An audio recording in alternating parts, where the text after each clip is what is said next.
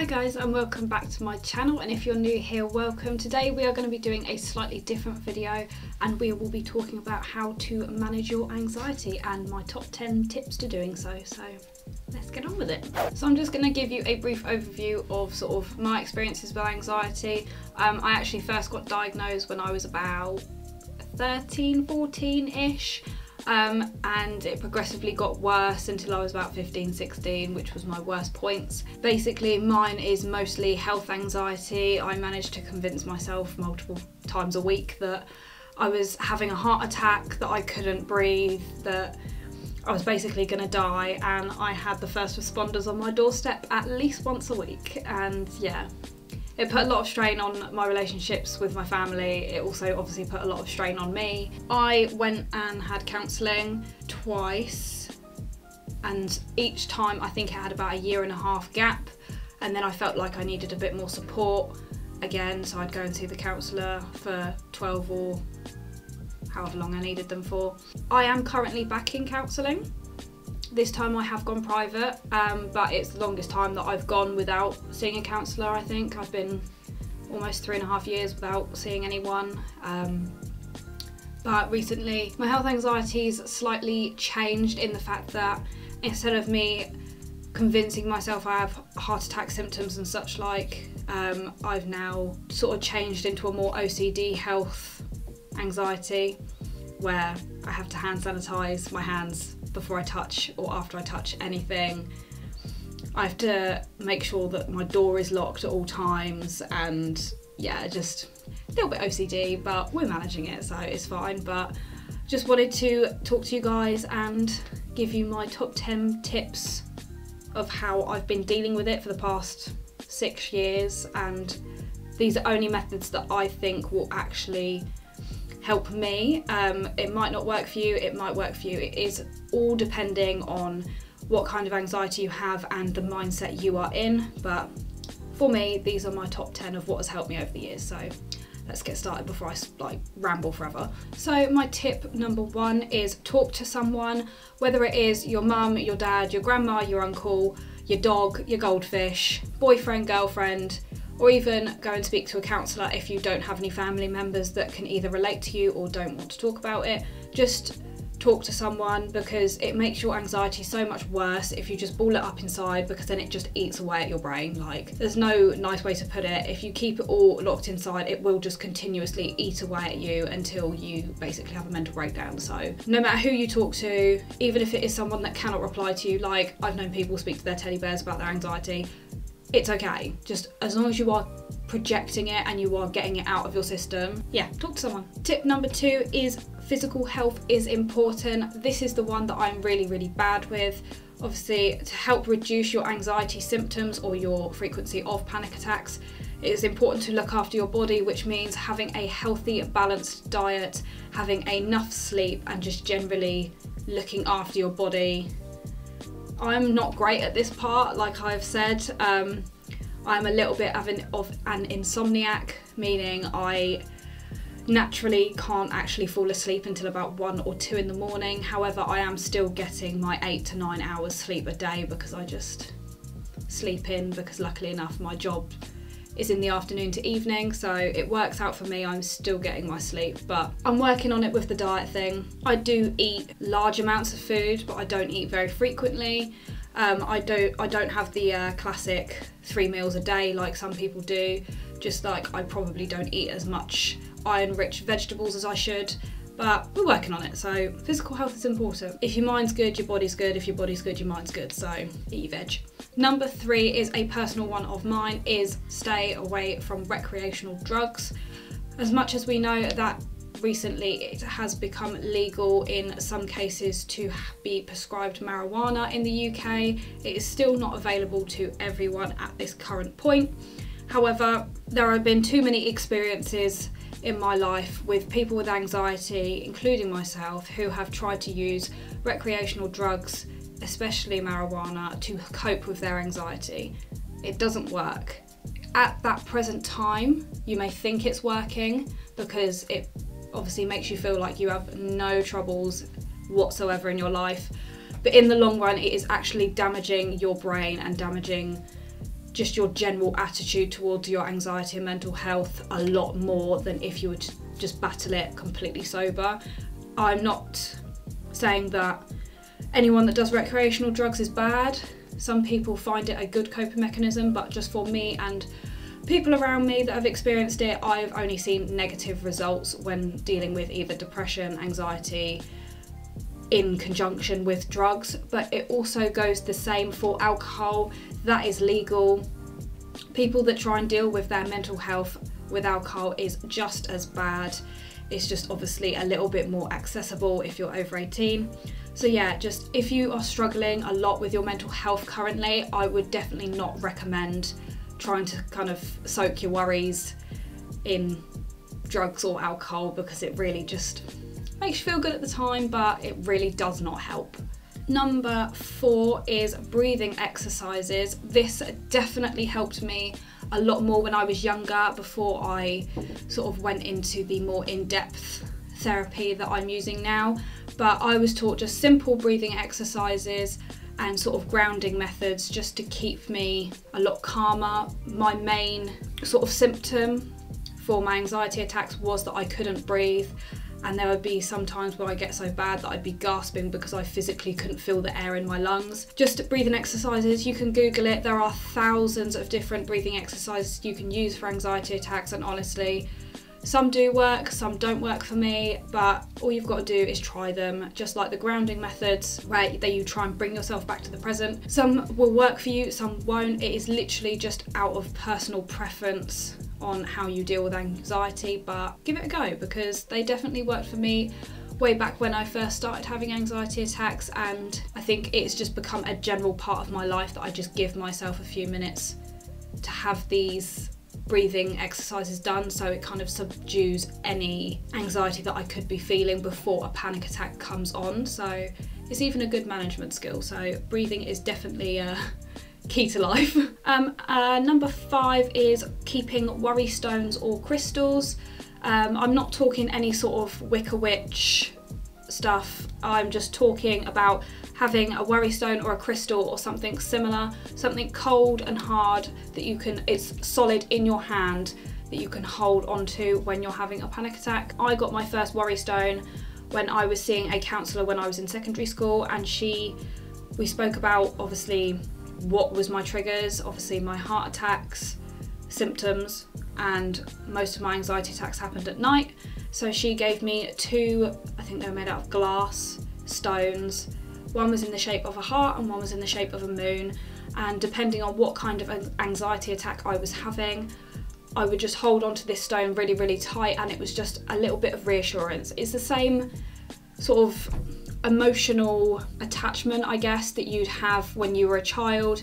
If you were lost or you were scared when you were a toddler, most kids had their favourite teddy bear that they would like to hold on to. It is literally the exact same, but in rock form, helping managing anxiety. So there is nothing wrong with worry stones or crystals. I've used them, I still do have them, and as much as they don't have healing powers or anything like that, I just think they're a good grounding method to you've got something to touch that can bring you back to the present. So always a good one to try. Number 6 is keep a diary. Whether you want to keep a diary for negative or positive reasons, I kept a diary for every time I experienced a panic attack.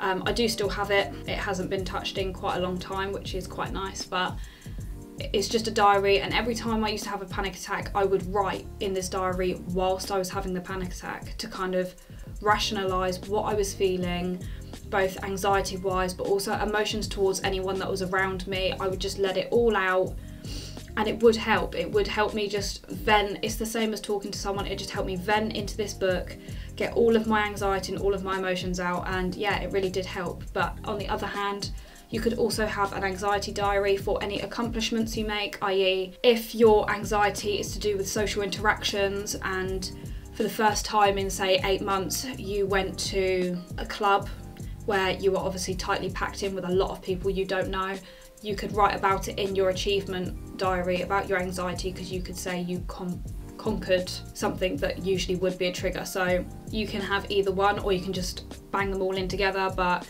yeah, diaries are definitely a big help. Number 7 is rationalizing your thoughts. This is similar to the diary.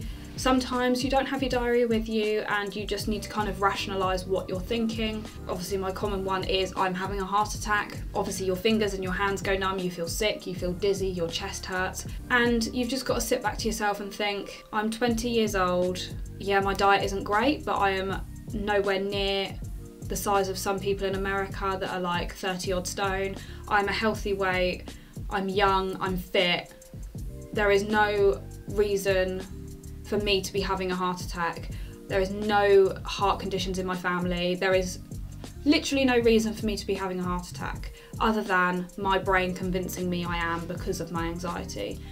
It is completely natural to have heart attack symptoms when you have an anxiety attack because you are getting palpitations from your heart rate increasing, but you just have to rationalize what your fears are. The same as some people, like me again, in my adult life, I now live in my own home, but I do not like being at home alone. So if my other half is at work, I will not eat or drink anything while he is at work until he comes home. I will lock all doors and windows and I will basically just sit in my bed, binge watching Netflix, because I don't want to touch, eat or drink anything in the house while I'm not with someone. And you just have to sit there and think to yourself and rationalise, what are the chances of anything actually going wrong in the house? Is the food in my fridge suddenly going to be poisoned? Well, no, because it's only us that live here. It's just silly things like that, that once you come out of an anxiety attack, you know that it's silly, but you just have to try and rationalise those fears whilst you're having them, just to bring yourself down from that anxiety high. So yeah, try and rationalise, and if not, if you are with someone, they can help rationalise them too. Number 8 is small acts of bravery are important. This is again similar to having your achievement diary. Anything that you think you feel strong enough to tackle that day, do it. Don't put it off, because then it will be weeks, maybe months, even years before you do it again. One of my major ones this coming month was, I have a big thing around food. As much as I eat a lot, I eat what I class as safe food, and we had a dinner party during Halloween where there was a lot of foods that I had never tried before, and as much as I knew I wasn't allergic to them, there is still the very deep-rooted fear that I was, or that I would be ill, or that I'd choke or anything. It's just a really horrible fear that I've had since I was about 8 or 9 with food. It's a bad relationship, to be perfectly honest. I set myself a goal that I wanted to try everything on my plate in all of these courses. I think we had 5. I wanted to try everything, maybe not finish it, but I wanted to try everything, and I set that goal about a month before the dinner. And then at home, where I was comfortable, once a week I would cook myself something or buy myself something that I'd never eaten before, and I'd try it and I'd eat it to convince myself that I can try new foods and nothing bad happens, and to broaden the food that I like. And so when it did come to the dinner, I did try everything on every single course. I even ate things that I knew I probably wouldn't like, but I tried them anyway and was actually pleasantly surprised with some of them. And yeah, it felt like such a good achievement. Like when you do these tiny small acts of bravery, if you achieve them, they feel so amazing that honestly it makes you feel like you have no anxiety at all. So whether it's something big like that, or even you have a lot more social anxiety, even just leaving your house, even if it's for 30 seconds, just walk outside your front door, water your plants and go back in. It's just small little things like that that help you deal and manage with your anxiety so much better than closing yourself in and just not talking or seeing the world. Little acts of bravery go a long way. Number 9 is plan your worry time. Now this is something that quite a lot of people I know do, and I do it as well, where you kind of schedule in your anxiety. Obviously there are some days where it takes you off guard and you experience anxiety for whatever reasons happened that week, but sometimes it is nice just to give yourself 10 minutes a day or every other day, depending on how much you're struggling that week, and just give yourself time to worry. Like, worry about what you're going to get someone for their birthday that is in 8 months time, or what are you going to cook for dinner and the fact that you don't have the ingredients for it tomorrow. Like silly things that don't need to be worried about. Just worry about them. Just let your body actually worry and panic, but not to a stage where you have an attack. Just allow yourself to worry, because that is what causes the attacks. Is if you pent up all of this worry, it turns into anxiety, and it turns into anxiety attacks.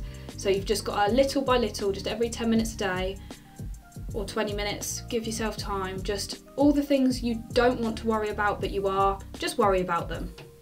And then for the rest of the day, you can be like a normal human being, and just no one will ever know you have anxiety if you give yourself time to worry.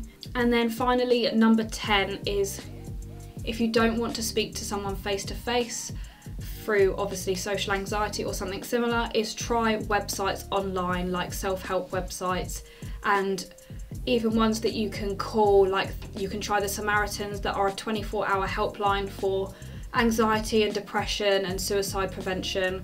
But just for anxiety, you also have the Mind website, you have Anxiety UK, you have Beyond Blue, you have Young Minds, and you also have the Linden method, which is actually sort of a course that you can go on through the website that can help you either manage your anxiety at home, but they also have workshops and classes and homes that you can go to that will help support people with more extreme anxiety.